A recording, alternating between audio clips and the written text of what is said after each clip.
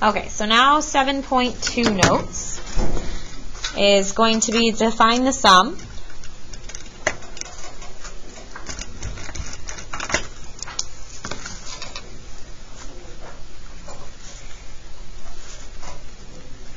of the exterior angles. Now, exterior is exactly like what it sounds like. It's going to be an outside angle.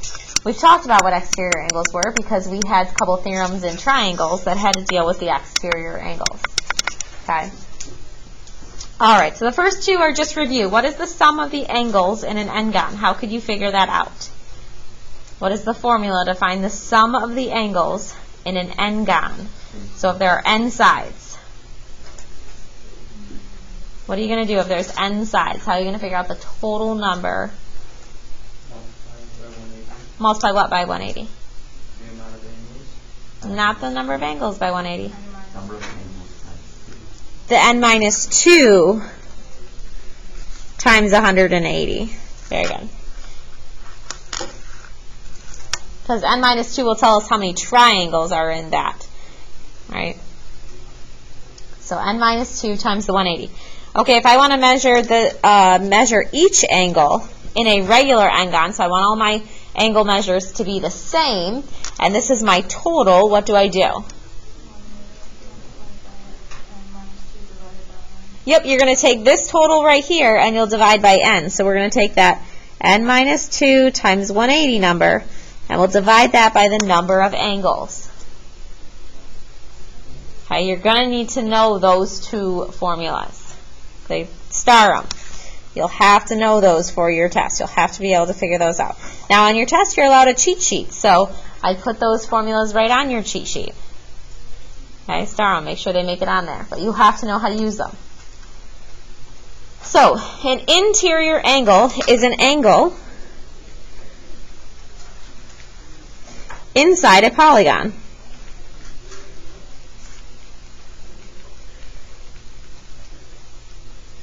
So in this example, this is 1, 2, 3, 4, and 5.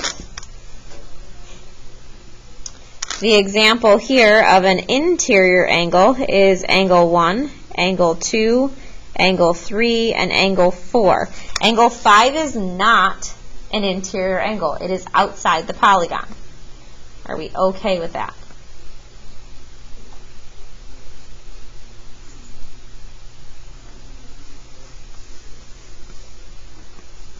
All right, then the exterior angle, like number 5 in this one, 5 would be considered an exterior angle. This is an angle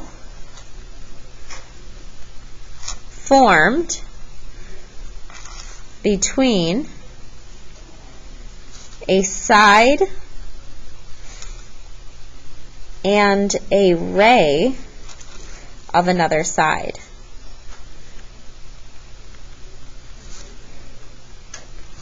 Okay, so here's a ray of a side and the side that form angle 5.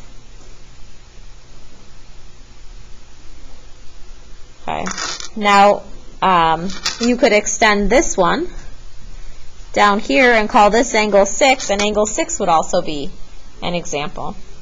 You could extend this one. This would be considered angle 7, and angle 7 would be an exterior angle. You could extend that side and call that angle 8, and there you have 4 of those exterior angles. Are we okay with the exterior angles?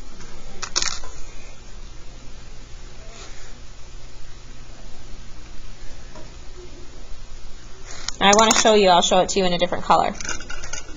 If you were to extend both of these sides, technically those would be vertical angles. So 8 could be there or it could be there, but it doesn't matter because the measure of that exterior angle is going to be the exact same considering they're vertical angles. Okay? This between them right here, this is nothing. That's nothing. That's not considered an exterior angle. It is outside the polygon, but it's not formed by one of the sides. It's formed only by the rays of those sides, which is why it's not considered an exterior angle. Do you see the difference? Okay, so there is a rule then about the sum of the exterior angles. So, let's say, or I can actually show you a demonstration. But does anyone want to make a prediction on how we're going to find the sum of the exterior of the angles? What's it going to be? What do you think? Find the interior angle that points away and then subtract that from 180. Okay, so that's how you can find each of the exterior angles. You would do the linear pair rule, right? The interior angle minus the 180, or sorry, 180 minus the interior angle will give you the exterior angle. But what it's asking is if I add up all the exterior angles, so like if I have a quadrilateral, there's going to be 4 exterior angles. What are those 4 angles going to add to? You think it's going to be 360 for a quadrilateral? Okay. What about if it was a triangle? What do you think it's going to be in a triangle? What do you think? 180. 180? Okay, so you're thinking it's going to be the same as the sum of the interior? Okay, that's a guess. That's a guess. Any other guesses? All right, so I have a demonstration to show you. So let me pull it up.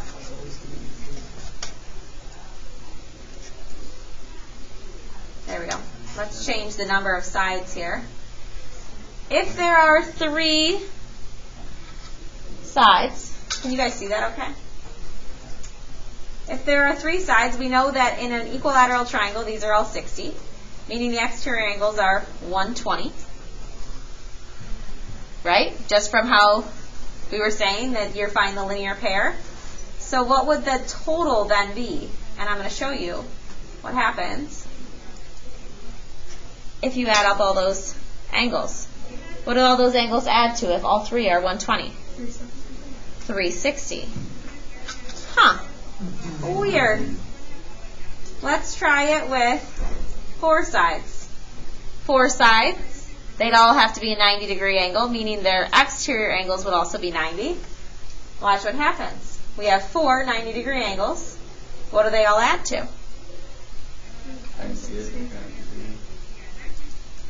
Hold on. I'll try pausing. There we go. Okay, so pretend that you can see that all together. What would all those angles add to? 360. 90 times 4 is 360, and you can see that they all form around that point. Let's try it with 5 sides. Oh, I gave it away. 5 sides, when they all come together, they still form that circle. A circle is 360 degrees. They're all around that one point. Kind of weird, huh? We can try it with 6 sides.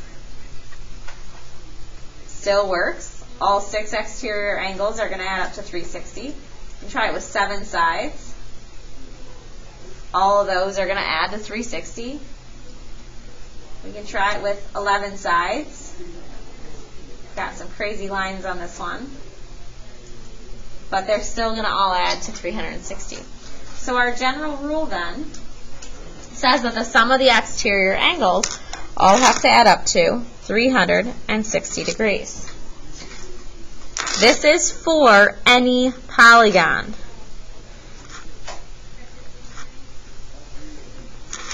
Okay, that is not just for a triangle. It is for triangle, a quadrilateral, pentagon, a hexagon, heptagon, octagon, nonagon, decagon, all of them. Okay? So, when we are finding angle measures, this will allow us another rule. So when you were doing 7.1, you could actually use this rule. When you're doing the 7.2 assignment, you can use this rule along with anything you learned from 7.1. It just gives you more options of the ways you can solve this.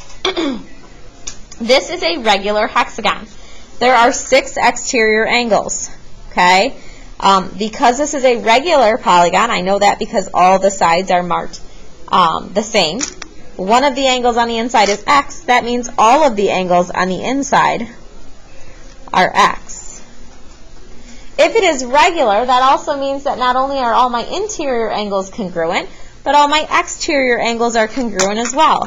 So if that one exterior angle is y, all of these exterior angles are y. Okay? Now, how many y's do we have?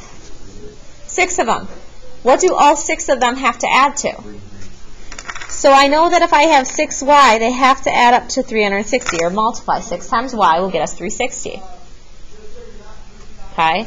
Divide by 6 on both sides. What does y have to be? 60. So if I label one of these 60, I know I could go back and label all of them. But if the exterior angle is 60 degrees, how could we figure out what x is? How could I look at just this portion of my diagram and use what I know to figure out x? What are x and y? What do they form? Linear pair. What do linear pairs have to add to?